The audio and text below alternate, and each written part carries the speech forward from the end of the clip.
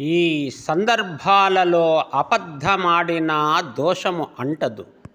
వారిజాక్షులందు వైవాహికములందు బ్రాణవిత్తమాన భంగమందు జకిత గోకులాగ్ర జన్మరక్షణమందు బొంకవత్సునఘము బొందదదిపా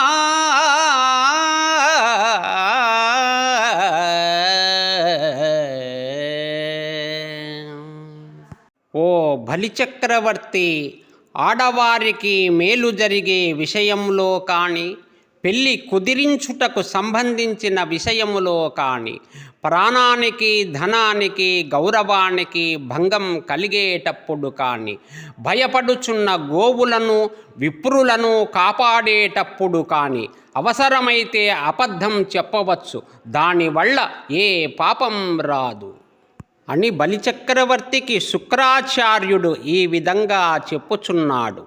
విష్ణువుకు దానమివ్వకు లేదని చెప్పుము అని ఉక్కానించి చెప్పుతున్నాడు.